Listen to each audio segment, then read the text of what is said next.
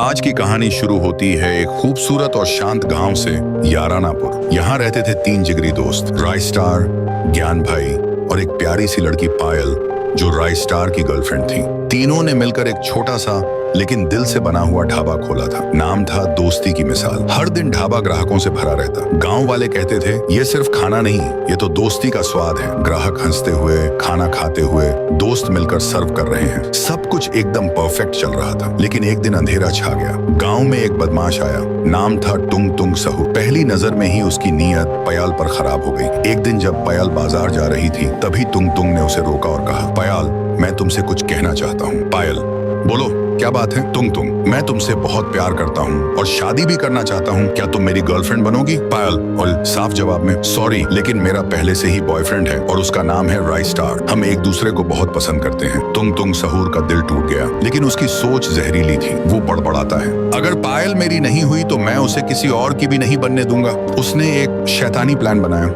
अगले दिन रात को ढाबे का काम खत्म हो चुका था। राइस्टार ने कहा, पायल, मैं घर जा रहा हूँ, तुम और ज्ञान भाई ढाबा बंद करके आ जाना। राइस्टार चला गया। पायल और ज्ञान भाई ढाबे का काम समेटने लगे। तभी तुंग सहूर ने एक मौका देखा।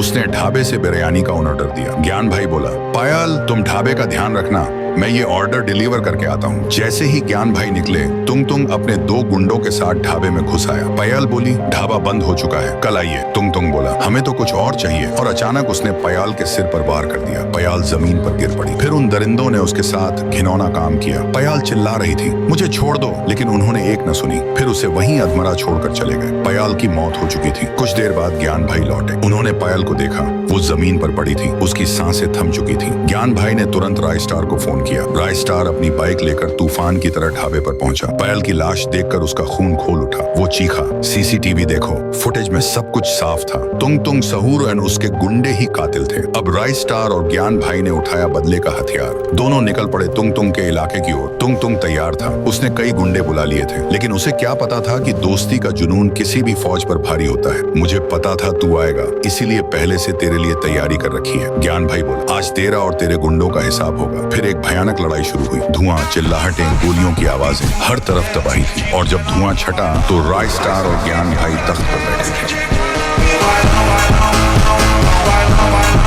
आज की कहानी शुरू होती है एक खूबसूरत और शांत गांव से, यारानापुर। यहाँ रहते थे तीन जिगरी दोस्त, राइस्टार, ज्ञान भाई और एक प्यारी सी लड़की पायल, जो राइस्टार की गर्लफ्रेंड थी। तीनों ने मिलकर एक छोटा सा लेकिन दिल से बना हुआ ढाबा खोला था। नाम था दोस्ती की मिसाल। हर दिन ढाबा ग्राहकों से भरा रहता। गांव वाले कहते थे, ये सिर्फ खाना नहीं, ये तो दोस्ती का स्वाद है। ग्राहक हंसते हुए, खाना खाते